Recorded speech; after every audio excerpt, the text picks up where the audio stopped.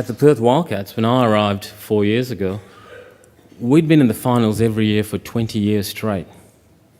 You know, that's pretty darn successful. But yet our numbers were down, membership was down, attendances were down, and certainly the club was in trouble. So another amazing thing about sport is that you don't really have to win. So what is it that makes sporting clubs successful? And in my view, it's engagement. You know, I mean, it's there's something tribal about all human beings, I think. You know, all you have to do is put a circle around them, and immediately we become tribal about it. It's the same as Facebook. It's the same as Twitter. You know, we tend to have this very authentic, real, strong relationship with someone we meet on Twitter that we wouldn't have offline. You know, if I was to ring Jeremy from the Suns or try and have a conversation offline, I'd be far less successful than if I had it on Twitter, you know. And it's the same with the people that communicate with me on Twitter from our fan base. You know, you tend to get to know them very well because there's a circle. And I think sport's all about tribalism and a sense of belonging. And I think that's where, again, when you talk about social media, it kicks in. From a corporate point of view, we often call this, because in a basketball stadium, just to give an idea of context, our venue is only about 4,500 seats strong, and since we started, we grew membership at 35% every year for the last 3 years, and then we basically were looking at capacity issues a year ago. So what we did was reduce the fan base and increase the corporate base just to get our business model right. And finally now the government's building a bigger venue for us, which should be ready in a couple of years. It will hold 12,500 people, but the biggest venue we have in Perth is 4,500, and we only have about 700 tickets for sale on game day, so the rest of it's membership and corporate, and we've been at capacity now for almost 2 years. Why do I say that? Is it the same rules apply for corporates? You know, we call it the velvet rope syndrome. You know, you just stick a velvet rope, and then corporates want to be inside it. So, you know, we just took 60 seats on one side of the building, put red seat covers on it, put a velvet rope on both ends, and we go from paying approximately $70 or $60 a ticket to $350 a ticket. So that's why I talk about belonging and engagement. It's a fundamental reason why people support sport, and social media provides us that. There was a couple of great pieces of research that came out in the last few months, and one of them was by CMB, which if you just Google, you'll find it.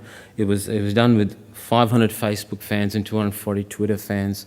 And I do like stats because from a management point of view, and coming from where I came from as a non-believer, it's, the numbers and the actual results mean a lot to me, and hopefully to others of you here. But here are some basic numbers. It took 28% of men and 20% of women, go on social media for a sense of belonging. That's pretty good. They also want exclusive content.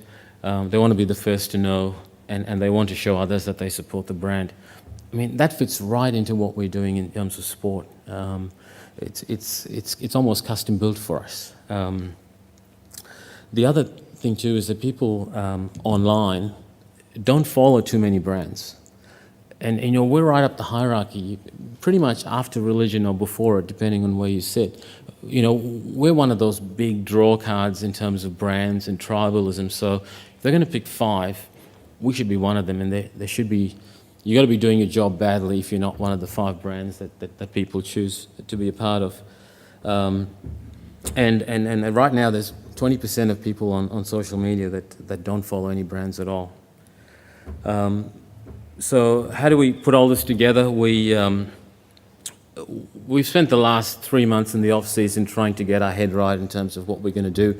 We certainly spent a lot of time and resources on Facebook and Twitter, but we also did a lot of email campaigns and things like that. So this year we will have, similar to what the Phoenix Suns did, a matrix on our website with various people in the organisation, with Twitter and Facebook accounts, to give the fans a multi-dimensional view of the club.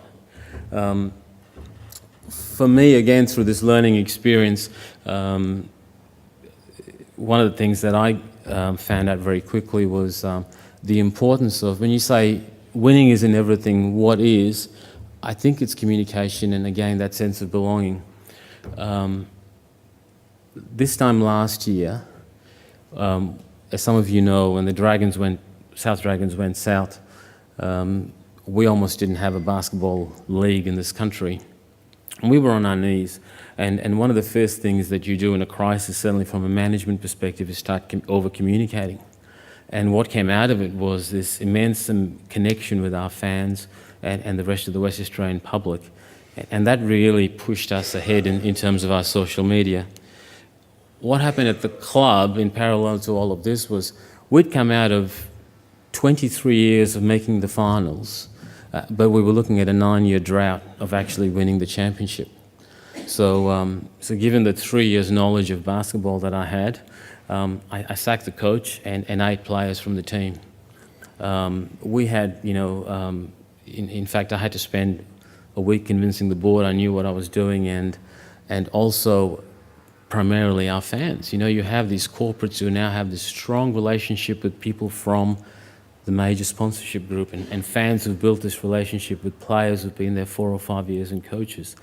And throughout that, social media and emailing, I just wrote an email to everyone every week and gave them reasons why we have to make these decisions, because, as you say in sport, if you don't change what you're doing in the first, second or third quarter, the fourth quarter result's going to be the same.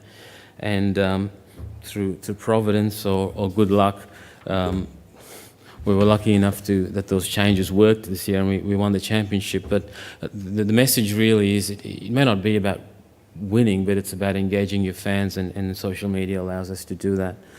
I'm not going to go into the mechanical side of Twitter and Facebook because we've explored that to a great extent, but in terms of converting the fan base into paying customers, we've had a lot of success with using, like with Ticketmaster, we'd use a code that would go out to our fan base to get either discounted tickets or earlier tickets. Our membership,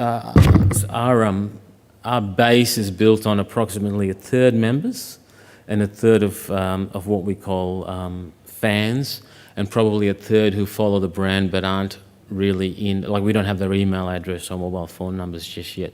So that's pretty much how we look at our market. And so we have spent a lot of time in targeting the people we have email accounts for, and certainly the ones that we don't on Facebook and Twitter, and any type of promotion we've used has worked really, really well compared to traditional direct mail.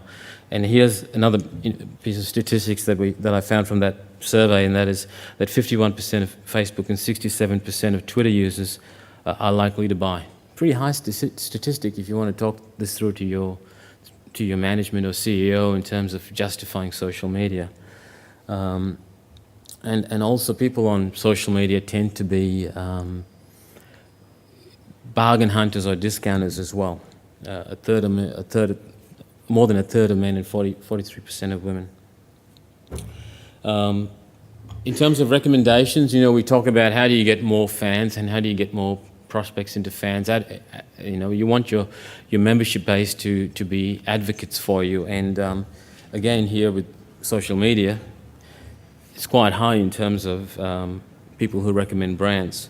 And the other thing too, as I say, for some reason when you go online, the community there is far more trustful and trustworthy than offline. Even when you look at things like eBay, when someone's selling something on eBay, they put out all the flaws with the product in a far more transparent way than you do when you try to buy something in Melbourne, the Trading Post, I suppose.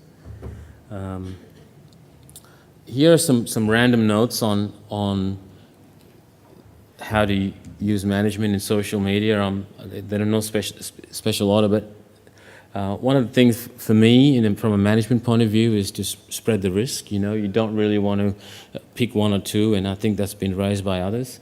A great example is MySpace.